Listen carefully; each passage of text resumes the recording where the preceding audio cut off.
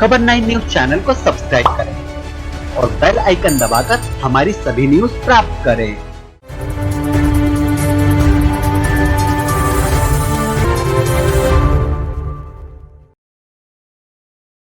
नमस्कार, आप देख रहे हैं खबर 9 और मैं हूं आपके साथ प्रीति शर्मा।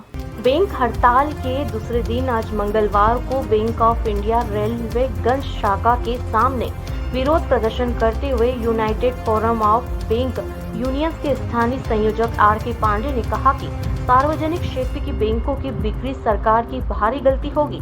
बैंकों के राष्ट्रीयकरण के 50 सालों में इन बैंकों का राष्ट्र की अर्थव्यवस्था में अतुलनीय योगदान है। आम आदमी की इन बैंकों में जमा पूंजी समाज के कमजोर वर्ग के हित में प्रयोग हुई है। बैंक हड़ताल के दूसरे दिन जिले की करीब 200 बैंक शाखाओं में काउंटर पर बैंकिंग लेन देन पूरी तरह ठप रहा। दूसरे दिन करीब 300 करोड़ का बैंकिंग लेन देन प्रभावित हुआ। 2 दिनों की हड़ताल के चलते करीब 500 करोड़ का बैंकिंग कारोबार प्रभावित हुआ। हड़ताल के दूसरे दिन जिले की अग्रणी बैंक ऑफ इंडिया की रेलवेगंज स्थित शाखा पर हड़ताली बैंक कर्मी एकत्रित हुए। आर्यावर्त ग्रामीण बैंक के हड़ताली बैंक कर्मी आज अपनी प्रायोजक बैंक ऑफ इंडिया के सामने ही एकत्र हुए। यूएफबीयू के घटक संगठन एबाक अधिकारी संगठन के बैंक ऑफ इंडिया में कानपुर जोन के आंचलिक अध्यक्ष शिवांशु राज, पीएनबी अधिकारी संगठन की पदाधिकारी रूपाली शर्मा ने भी संबोधित किया। बैंक कर्मी नेता क्षितिज पाठक ने विरोध प्रदर्शन का संचालन किया। तो वहीं हड़ताली बैंक कर्मियों को पूर्व बैंक कर्मी डॉक्टर आलोक टंडन, ग्रामीण बैंक के प्रबंधक अनुपम मिश्रा, केंद्रा बैंक के प्रबंधक आदर्श वाजपेयी व बैंक कर्मी नेता वीर बहादुर सिंह ने भी संबोधित किया।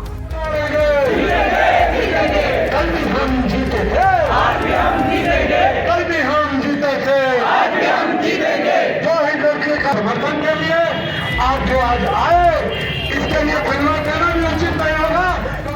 मन में जो सवाल है कि जैसे बैंक कर्मचारी अपने हितों के लिए कोई लड़ाई लड़ रहा हो, इस बार की हमारी लड़ाई अपने हित से ज़्यादा जनता के हित के लिए है, क्योंकि बैंकों में जमा जनता का 150 लाख करोड़ बहुत बड़ी राशि है। सरकार चाहती है इस राशि पर कारपोरेट का कब्जा हो जाए। हमारा मानना और कहना ये है कि ये पब्लिक मनी है, इस पर पब्लिक सेक्टर का होना चाहिए कि कारपोरेट लूट के नहीं दिए। आंदोलन के इस पहले चरण में इस 2 दिन की हड़ताल के साथ हमने राज्य की राजधानियों पर धरना किया, जिला मुख्यालयों पर धरना किया, काले फीते बांधकर सरकार के प्रति अपना विरोध प्रकट किया। मास्क बेयरिंग की, जिस पर हमने नो प्राइवेटाइजेशन का नारा लगाया और हमने प्रधानमंत्री को एक ऑनलाइन पिटीशन भी भेजा। 9 तारीख को हमने सोशल मीडिया ट्विटर पर इसको ट्रेंड भी कराया और उस दिन ये टॉप ट्रेंड हुआ है, बैंक बचाओ देश बचाओ। तो हमारी लड़ाई ये देश बचाने के लिए है, बैंक बचाने के लिए है। और जनता से हमारा आह्वान है कि वो हमारे ऊपर शक मत करें।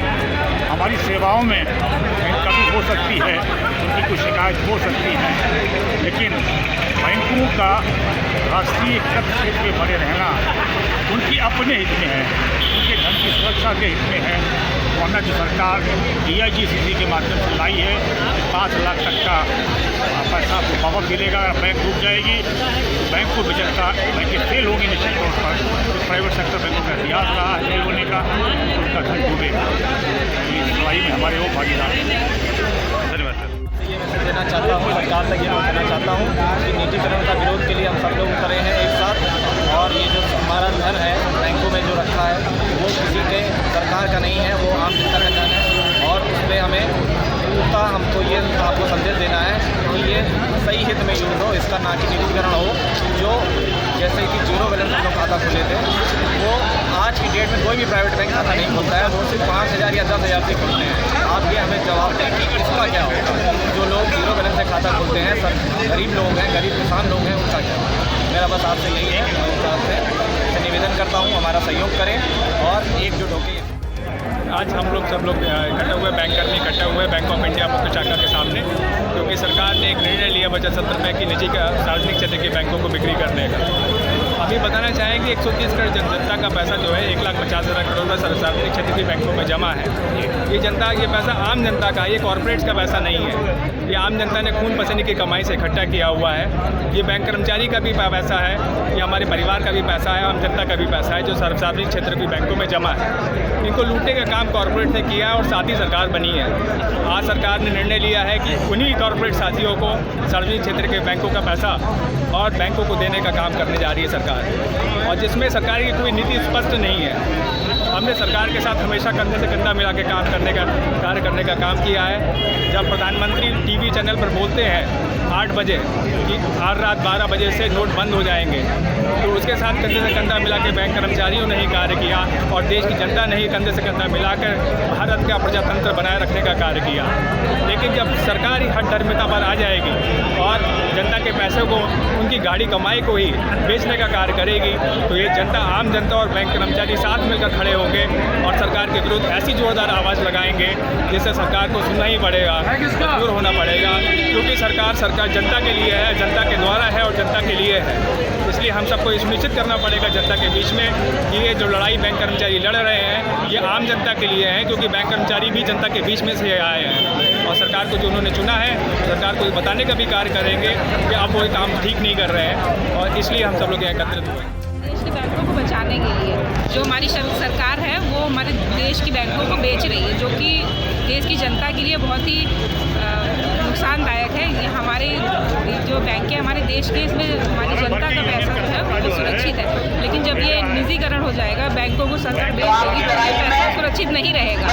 तो हम यहाँ पे 15 और 16 2 तारीख में इसीलिए हम सरकार के खिलाफ ये विरोध कर रहे हैं कि वो हमारे देश की बैंकों को ना बेचें। यूपी के हरदोई से अखिलेश सिंह की रिपोर्ट। फिलहाल इतना ही आज के लिए। बने रहिए हमारे साथ खबर 9 में।